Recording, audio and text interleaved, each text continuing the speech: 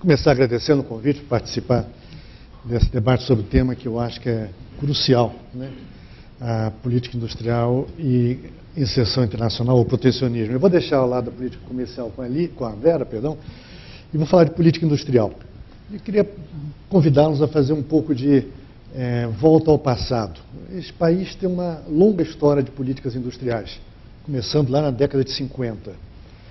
E por que eu digo isso? Porque a década de 80 foi um divisor de águas, até antes da Constituição, mas foi na década de 80 que se percebeu que aquilo que era Brasília Dixit, as ordens que vinham de Brasília, já não eram mais tão cumpridas ou passíveis de serem cumpridas como antes.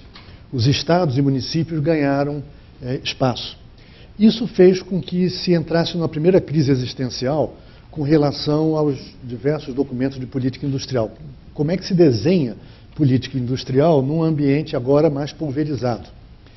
Isso levou a debates do tipo que a Lia mencionou, a política horizontal ou vertical, muito parecido com os debates que se tinha com relação à política social, foco ou não foco, né?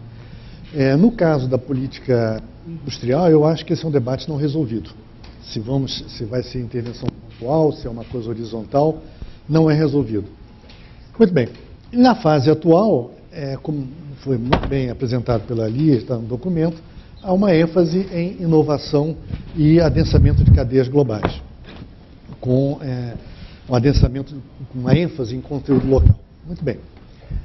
A pergunta que se faz é, política industrial para quê? Há dois candidatos naturais, aumentar a oferta, aumentar a competitividade. Muito bem, se eu quero aumentar a competitividade para quê?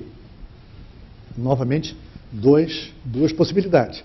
Ou eu quero ser competitivo para fazer face à presença de produtos importados no mercado interno, ou eu quero ser competitivo para ter uma presença maior no mercado internacional, olhando para as minhas exportações. Muito bem. Pensemos no setor industrial, manufatureiro. Para onde o Brasil exporta manufatura? Basicamente, América Latina e Estados Unidos. Ponto. América Latina, o resto é resto. O nosso mercado é América Latina e Estados Unidos. E mais, exportamos para a América Latina à luz de acordos de preferências comerciais. O que significa dizer que praticamente qualquer indicador que você pegue é uma indústria não competitiva. Do curto, né? É não competitivo, no cenário internacional. Muito bem. A questão que se coloca é, se a lógica é, eu quero fazer uma política industrial, um documento oficial, uma política orientada, eu conto com fontes de recursos como o BNDES, Banco do Brasil e outras instituições de fomento, tenho recursos disponíveis para viabilizar o meu setor manufatureiro a vender nos principais mercados mundiais, nos mercados mais competitivos. Aqui eu me deparo com um duplo desafio. Primeiro, a geografia não nos ajuda muito. Apesar de você olha o mapa, os Estados Unidos está mais próximo de nós do que da China, mas em termos econômicos ele está mais distante de nós do que da China. Tem toda a questão de infraestrutura, custos envolvidos, custo Brasil, etc. Mas há um outro componente que eu tenho chamado muita atenção, que é o seguinte. Pensa no mundo hoje, onde é que estão os polos de produção de manufatura e consumo de manufatura? Há 3 polos no mundo. União Europeia, América do Norte, Leste Asiático. O resto é resto. Aí está concentrada a produção de produtos manufaturados. É aí que está a competitividade que você tem que ter presente como meta ou como objetivo para chegar a alcançar. Muito bem. E o que acontece na União Europeia, na América do Norte e no Leste Asiático? Na União Europeia, já há algum tempo, você tem cadeias de valor, porque você tem uma interação comercial e produtiva que já vem de décadas, né? Para o bem ou para o mal. Se é competitivo ou se não é, provavelmente, certamente não é o local mais competitivo do mundo.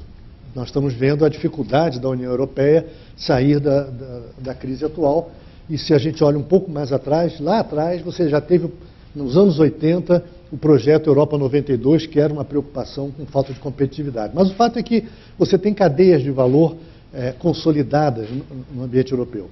Muito bem. Segundo mais competitivo, ou menos competitivo, digamos assim, a América do Norte. E aqui você tem uma interação muito forte, sobretudo na fronteira Estados Unidos-México. O México voltou a aparecer no Economist e outras publicações como uma promessa de star case por causa de sua interação no processo produtivo americano. E há toda uma literatura crescente sobre reindustrialização, novas formas, impressoras em 3D, etc., que ainda não fazem diferença, mas compõem um novo cenário, né? Muito bem. Qual é o novo New Kid in the Block? O leste asiático.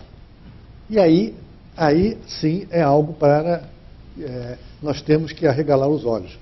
Por quê? Porque aqui nós temos alguns líderes, algumas economias líderes, com muitos recursos, China, Japão, Coreia, e mais do que isso, como eu tenho enfatizado em alguns textos, um grau de complementariedade produtiva muito forte.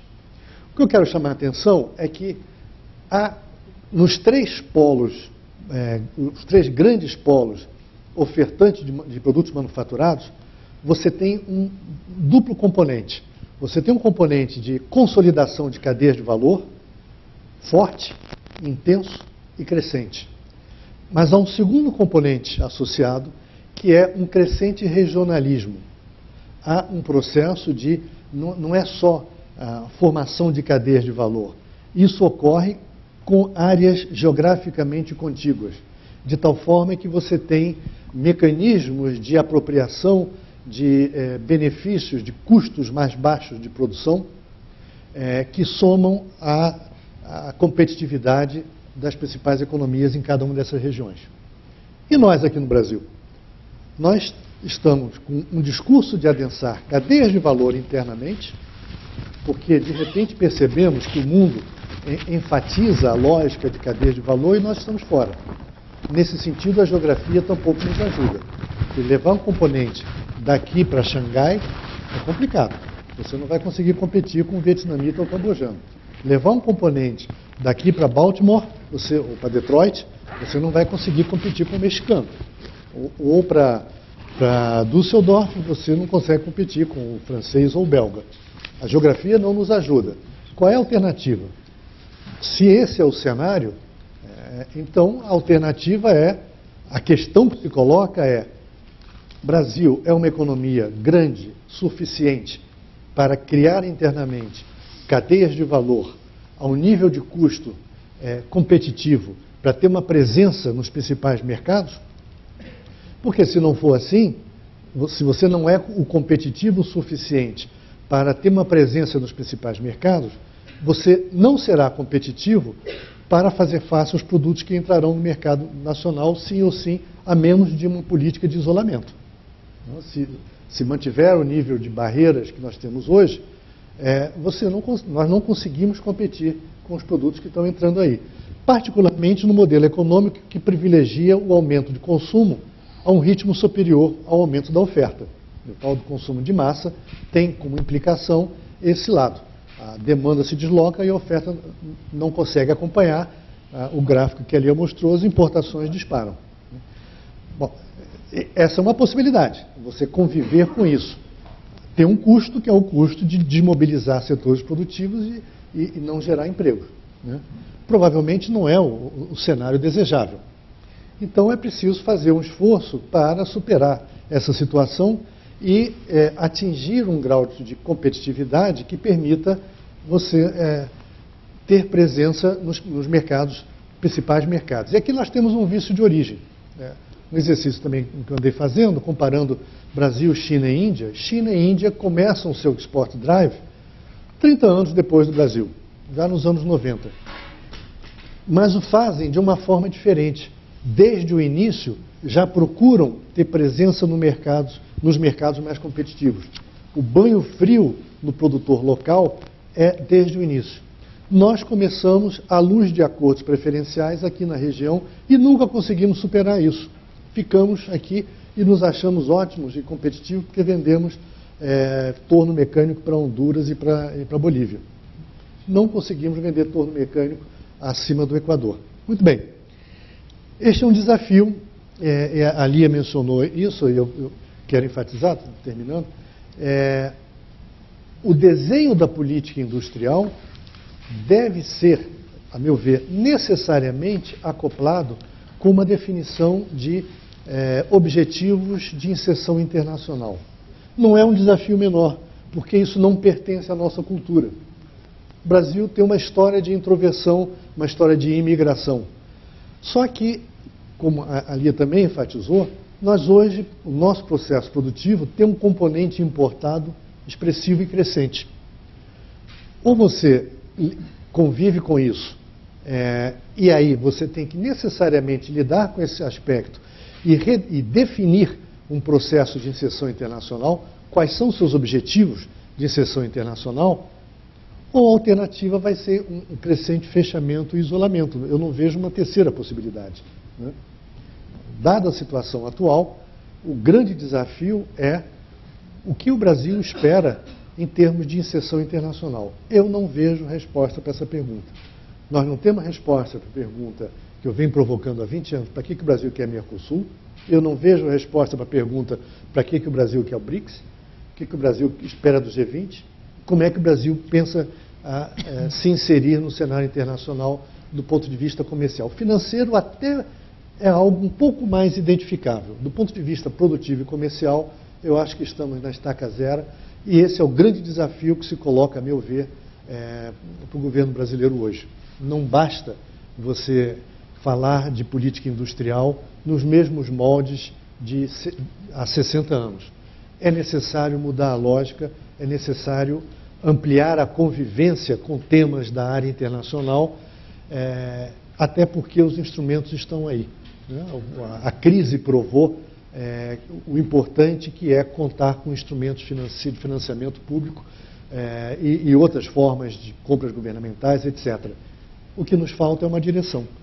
Eu acho que precisamos de um estadista que coloque na mesa um rumo, e esse rumo, a meu ver, deveria trazer implícito a expectativa desta economia com relação aos seus vizinhos. Nós continuamos a negociar simplesmente por vício de origem, porque negociamos há 50 anos, mas não temos uma direção, não sabemos para onde queremos levar, para onde sinalizar a nossa relação com os vizinhos da América do Sul. Eu acho, e aqui termino, que o exemplo recente do leste asiático é para nós um desafio, porque os produtos asiáticos estão entrando numa intensidade fenomenal, e é um exemplo.